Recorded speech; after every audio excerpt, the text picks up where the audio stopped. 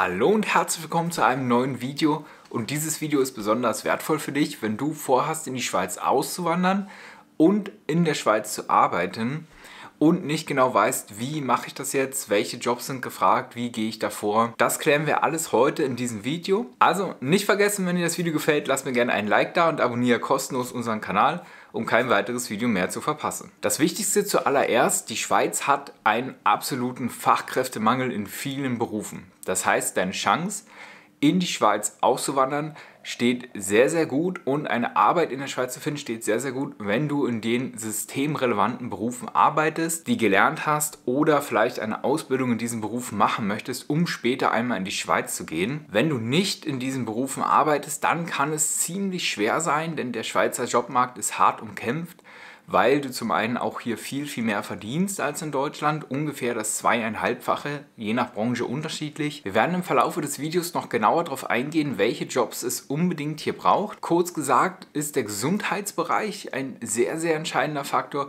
der IT-Bereich und natürlich auch die Finanzbranche. Oder, wenn wir es noch verallgemeinern wollen, alle Berufe, in denen du im Handwerk arbeitest und selber anpacken musst, die sind hier sehr, sehr gefragt, und auch in Zukunft werden weiterhin Fachkräfte gebraucht werden in diesem Bereich. Also denke ich, dass die Chancen, Fuß zu fassen in der Schweiz in diesen Berufen einfach am besten sind und dir einen leichteren Weg geben, ja, hier in die Schweiz auszuwandern. Solltest du dann vorhaben, in die Schweiz zu ziehen und nicht Grenzgänger zu bleiben, diese Option besteht nämlich auch. Viele bleiben erstmal in Deutschland wohnen oder in der Grenznähe und pendeln dann immer über die Grenze, arbeiten hier und wohnen eben in Deutschland. Solltest du aber vorhaben, in die Schweiz zu ziehen, dann gibt es einige weitere bürokratische Hürden, die du nehmen musst.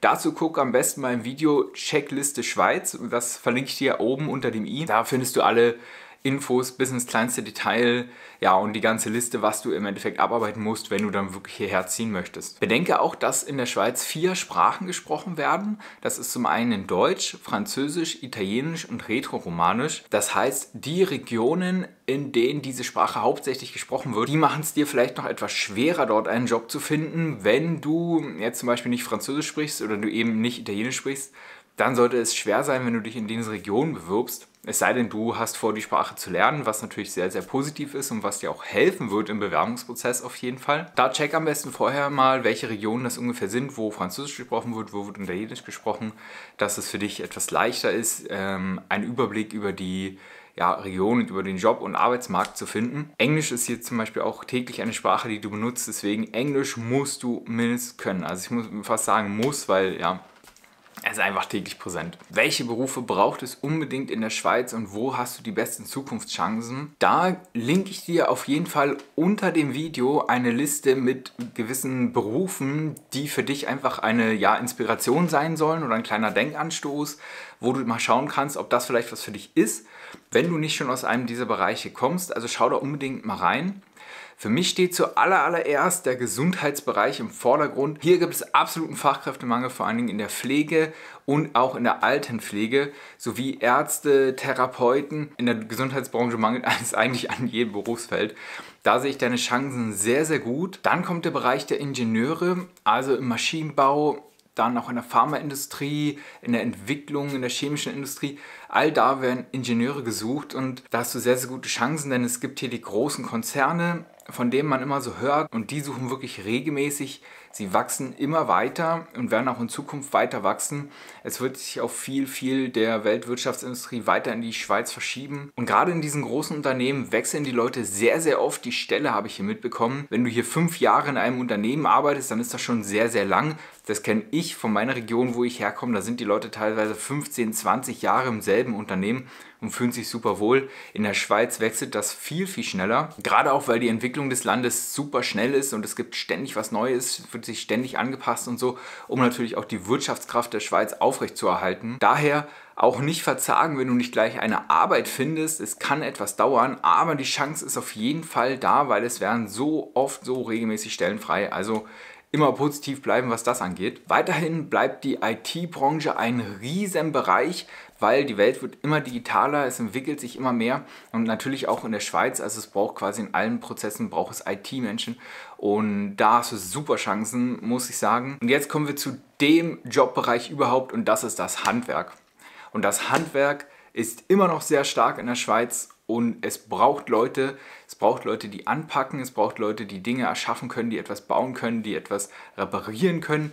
Also in jedem Bereich des Handwerks wird gesucht, ob das ja Elektrik ist, ja, Gartenbau, Maschinen, whatever. Also ihr wisst, Handwerk ist riesig. Oft ist es sogar so, dass die Leute Aufträge in der Schweiz annehmen, dann haben sie ihren Sitz aber in Deutschland, machen dort alles, entwerfen, entwickeln alles und so und machen nur die Endmontage in der Schweiz, was auch sehr lukrativ ist, denn sobald ihr in der Schweiz arbeitet, müssen sie euch Schweizer Löhne zahlen, Schweizer Stundenlöhne. Und die können im Handwerk sehr, sehr hoch gehen. Das kann ich euch sagen. Und da habt ihr super Chancen. Also, wenn das was für euch ist und ihr kommt aus dem Bereich, dann Handwerk, probiert es auf jeden Fall. Weiterhin braucht es Leute aus der Gastronomie, denn in der Schweiz wird sehr, sehr gern gefeiert, es wird sehr gern gelebt, getrunken, gegessen, alles Mögliche. Das heißt, es braucht Servicekräfte, es braucht Köche, es braucht Barista. Alle Leute in dem Bereich sind hier sehr, sehr gefragt. Ein sehr cooler Fakt ist zum Beispiel, dass einige Arbeitgeber ihren Leuten sogar Kost und Logis gratis anbieten, weil der Fachkräftemangel einfach so groß ist. Und das finde ich eine Riesenchance. Oder auch gerade für Köche und so, die oft unterwegs sind, die hier was lernen wollen, die sich weiterentwickeln wollen. Ein super Feld, finde ich, in der Schweiz, weil genauso international wie die Schweiz ist, so international ist auch die Küche der Schweiz. Deswegen schaut gerne mal rein in diesen Bereich. Dann sind alle Berufe, die etwas zu tun haben mit den öffentlichen Verkehrsmitteln oder mit dem Lenken von Fahrzeugen, sehr, sehr gefragt. Ob das Lkw-Fahrer sind, Zugführer, ob das Tramfahrer sind. Also alles Mögliche in diesem Bereich ist gefragt. Ihr seht, da habt ihr auch wieder gute Chancen. Und diese Unternehmen zahlen sehr, sehr gut. Auch die Schweizer Bahn zahlt sehr, sehr gut. Das kann ich euch nur empfehlen. Haltet da mal die Ohren und Augen offen. Was brauchst du jetzt, um in der Schweiz arbeiten zu können? Das Gute ist, dass du die ersten 3 Monate kein Visum brauchst. Bleibst du jetzt länger als 3 Monate hier, dann musst du einen Antrag auf Erwerbstätigkeit in der Schweiz stellen und dazu musst du einen Arbeitsvertrag vorlegen. Reichst du einfach ein und dann bekommst du eine Aufenthaltsbewilligung für bis zu 12 Monate, die du dann wieder verlängern kannst auf eine Aufenthaltsbewilligung B. Und die haben wir aktuell zum Beispiel und da können wir bis zu 5 Jahre hier bleiben. Wo findest du jetzt einen Job in der Schweiz? Und dazu gibt es mehrere Portale, zum Beispiel Jobs.ch, Jobscout24.ch oder Jobagent.ch. Auch besteht die Möglichkeit, sich bei einer Agentur anzumelden, die dann für dich eine Arbeitsvermittlung startet und einen Job für dich sucht. Also es gibt viele Möglichkeiten, da schau dich gerne mal um. Auch kann ich dir immer LinkedIn empfehlen und auch bei den großen Unternehmen einfach mal zu gucken. Die suchen immer. Schau da gerne mal rein in deren Portale und klick dich einfach mal durch und guck, ob da was für dich bei ist. Wie sieht dann eine schweizerische Bewerbung aus? Das ist natürlich auch noch etwas anders. Dazu werde ich ein extra Video machen, also schau gerne mal rein. Das verlinke ich dir dann auch unter dem i oben, wenn es rauskommt. Und ja, das ist ein bisschen komplexeres Thema. Auf jeden Fall sieht es grundsätzlich so aus, dass es meist nicht länger als eine Seite sein soll und sie legen hier sehr viel Wert auf Referenzen, die du hast oder halt, wenn du keine Referenzen hast, weil du noch Berufseinsteiger bist oder so, dass du halt wirklich für das Unternehmen brennst und dich in den Vordergrund stellst und die Philosophie des Unternehmens in den Vordergrund stellst, dass sie sehen, ey, du bist super motiviert und so und du hast wirklich Bock drauf, du willst hier arbeiten, du willst genau bei ihnen arbeiten. Das ist hier in der Schweiz besonders wichtig. Aber wie gesagt, schau da gerne mal in das Video rein, was ich dir oben verlinke. Was verdient ihr hier in der Schweiz? Und das ist natürlich die Frage, die immer alle so haben an uns und so.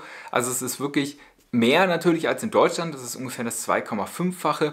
Je nach Branche natürlich unterschiedlich.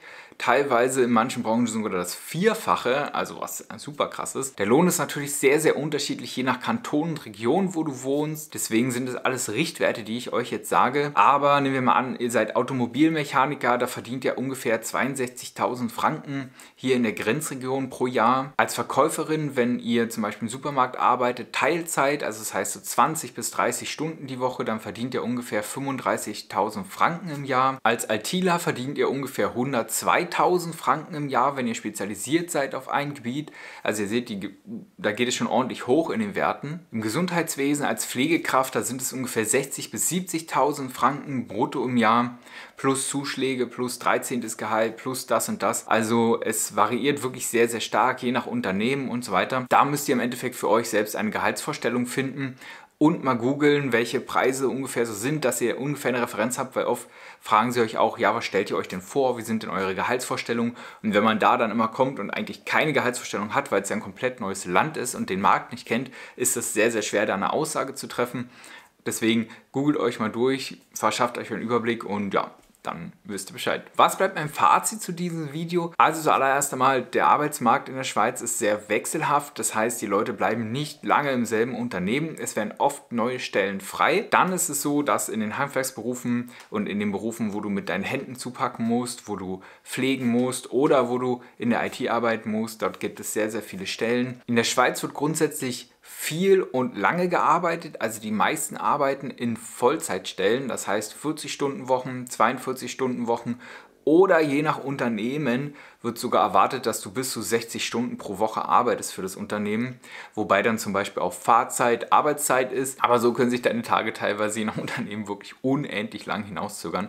Das müsst ihr wissen. Ihr habt weniger Feiertage, ihr werdet natürlich besser bezahlt und grundsätzlich herrscht eine relativ hohe Arbeitsanforderung an denjenigen. Es herrscht eine Leistungsdruckgesellschaft, das heißt, ihr müsst viel schaffen. Ihr müsst euch auch mal weiterentwickeln in eurem Berufsfeld, ihr müsst immer was Neues dazulernen, ihr müsst immer was Neues anbieten. Also es bleibt spannend auf dem Schweizer Arbeitsmarkt. Ich kann euch sagen, schaut gerne noch in die anderen Videos rein, die ich aufnehmen werde zu diesem Thema. Auch packe ich euch unten in die Infobox weitere Links rein, das heißt, wo ihr Jobs findet, welche Jobs gefragt sind, nochmal eine Liste zur Inspiration und weitere Quellen, in die ihr gerne mal reinschauen könnt. Wenn Fragen sind, immer in die Kommentare schreiben. Ich und die Community versuchen für euch Antworten zu finden und euch zu unterstützen. Wenn euch das Video gefallen hat, lasst mir gerne ein Like da und abonniert kostenlos unseren Kanal. Das könnt ihr direkt hier tun.